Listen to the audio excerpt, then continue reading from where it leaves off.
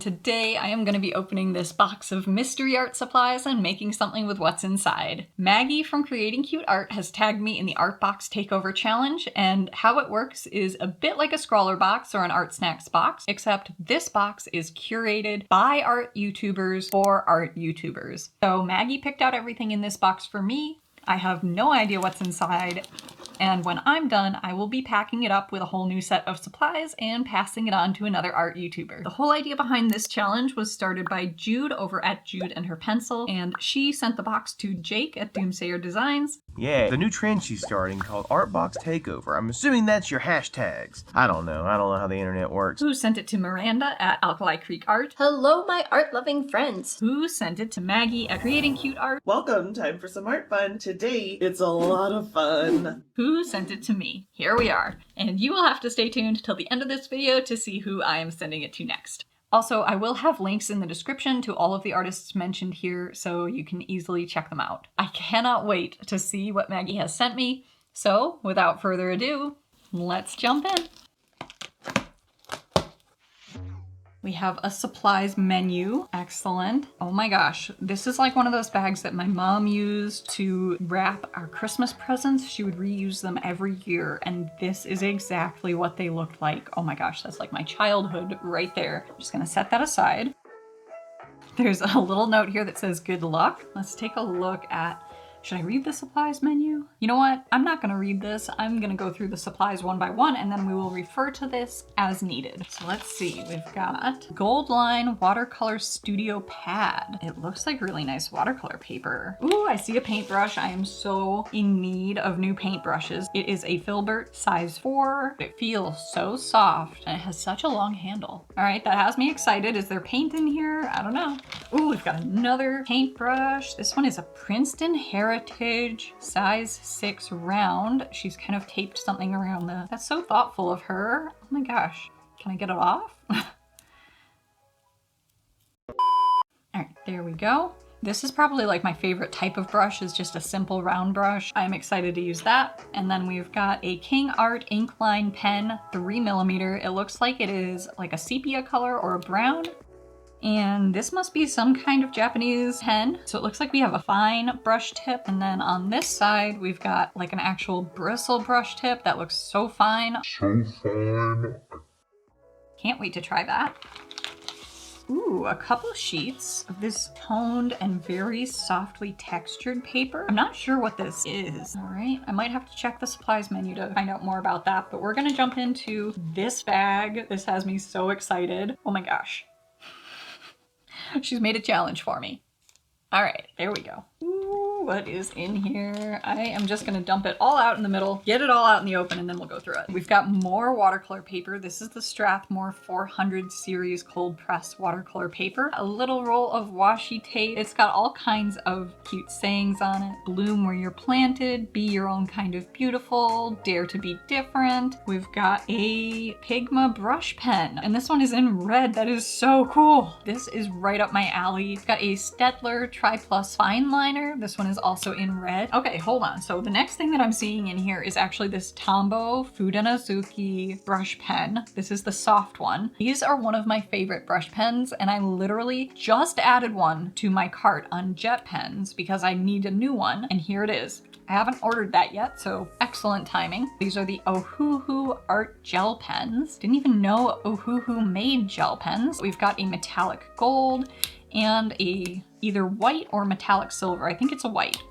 A white Uni Posca pen, 0.7mm tip. Next, we've got this erasable colored pencil from Crayola. It looks like it's a purpley brown. Kind of hard to say by the barrel and the eraser and the lead because they're all slightly different shades, but we'll have to swatch that one. Next, we've got this Koh-i-Noor Magic Pencil. Okay, I'm feeling it. And then we've got no freaking way. 2 tubes of Turner acrylic gouache. I have been wanting to try acrylic gouache, and specifically the the Turner acrylic gouache for so long. So these are all of the supplies that Maggie sent me. I'm genuinely so excited to try these. Just 100% she couldn't have done a better job with this. I was taking a quick look at her supplies menu. Interestingly, she didn't say anything about this paper here. So this is kind of mystery paper. We'll just maybe swatch on it and see what effect we get. And she has included a prompt. So her prompt is Summer Bonfire. I don't know if I'll be following that prompt or not. Bonfires seem really intimidating to me to try to create artistically, but she has provided me with some really nice red materials. So we'll see. We'll see where inspiration takes us. All right. That is a pretty kind of reddish purple. I would not have guessed that from the barrel of the pencil, maybe from the eraser. That's a pretty close match. That really does erase super easily. I'm gonna put the supplies I've used over here. Ooh, that's fun. Well, that wrote right away. Sometimes gel pens kind of take some priming or warming up. And then the white one, I'm actually gonna go over the Pigma. That's showing up a little bit. Oh my gosh, it's so juicy.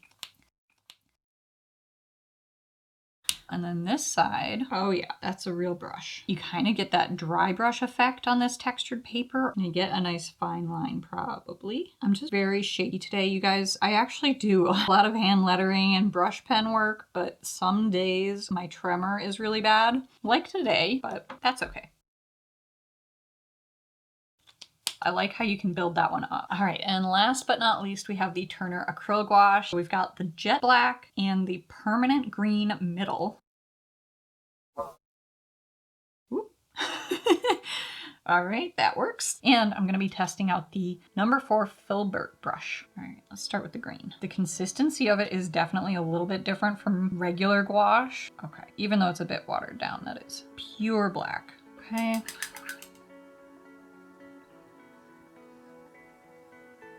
And I do want to try out the Princeton Heritage Round Brush. It really has such a fine point on it. All right, that is nice. This might be my new favorite brush. Clean that off, take good care of it.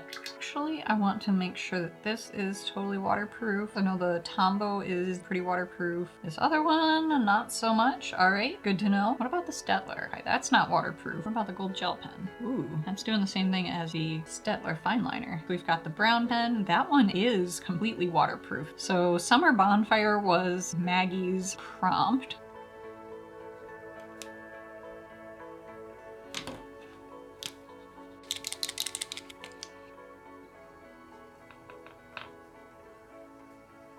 Okay, now my go-to right now has been portraits, so I'm just gonna draw one of those and see if it inspires me.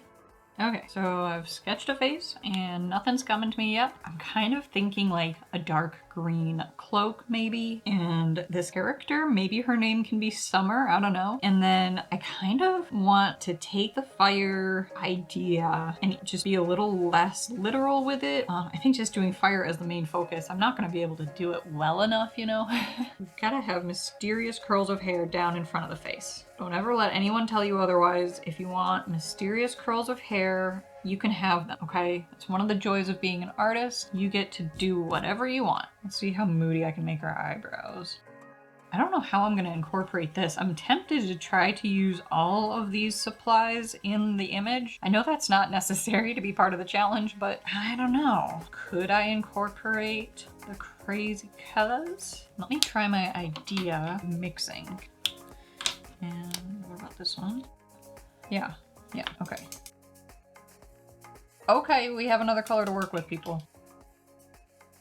And of course, I can't resist giving her pink hair. I won't apologize for it. I think I'm gonna switch over to some watercolor paper. Actually, I think I'm gonna use the watercolor studio pad. All right, switching to voiceover. With my ideas sort of figured out, I taped down a sheet of the Gold Line watercolor paper and started sketching out my character. And this was not my day for sketching, you guys. I pretty quickly realized that the whole left side of the face was drooping really badly, and that was in part because I was slouching in my chair and looking at the paper from kind of a low angle, and the whole face just got pulled in that direction.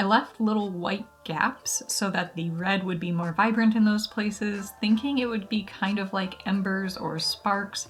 And I think this background actually looks really good, and I kind of wish I had kept it that way. But then I went in with the gold gel pen, and that's where things got weird. As I started to blend out the gold pen, I expected it to make the background more yellow and give the sparks this glowy effect, but to my surprise, this strange thing started to happen between the black gouache, the red pen, and the gold gel pen, where it kind of developed this greenish sheen to it, at least from certain angles. So then I went over the entire thing with water, thinking it would spread out the gold gel pen and I could try again. So my next idea was to go over the entire background again with the red pen, and yeah, this is what that looks like. It turned out that it wasn't so much the gold pen that was causing the weird sheen, it was actually the red pen over the black gouache. And I was really confused by this because both the black gouache and the red Pigma pen are permanent and waterproof. I mean, it's explained why the red pen makes a green sheen over black paint. That must be magic. Also, can I just say, I feel so bad for this brush pen.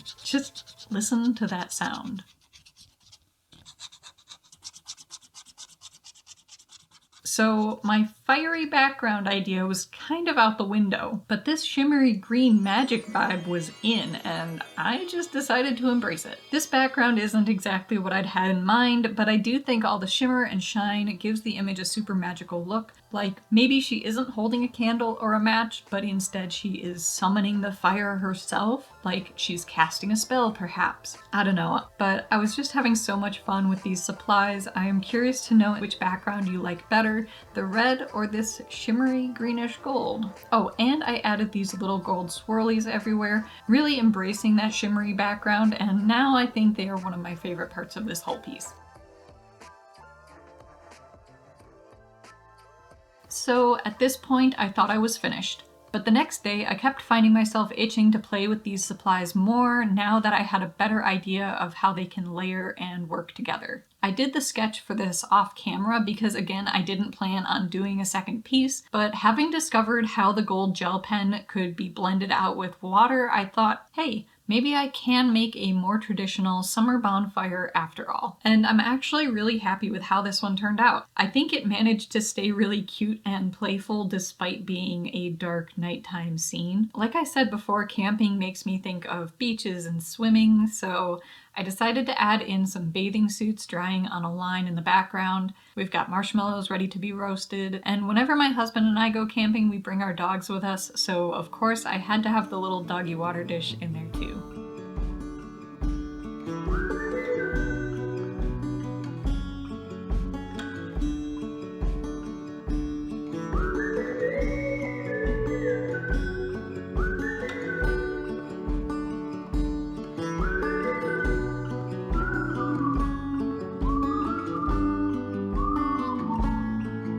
Of course, I couldn't resist adding more of those gold swirlies. So these are the two pieces of art that I made, going for some pretty different vibes here. It's kind of funny seeing them side by side because although they are made with the same art supplies, they do feel so, different.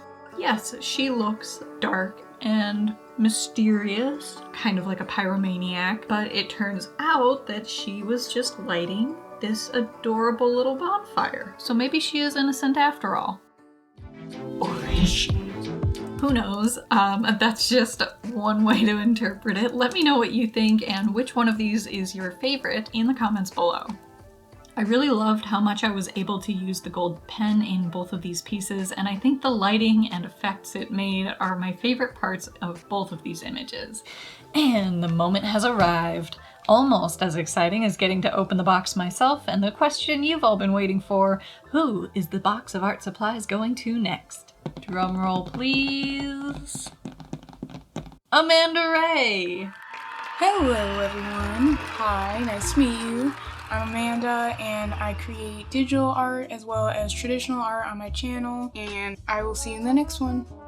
Amanda is another newer art channel who I'm so happy to shine some light on. I know she's going to do something great with these supplies that I've picked out, and you won't want to miss it. Again, I will have links in the description so you can go and check her out. Be sure to give her a follow so you don't miss where this box is going next. Thank you so much for watching and sticking with me till the end, and I will see you all in the next one. Bye!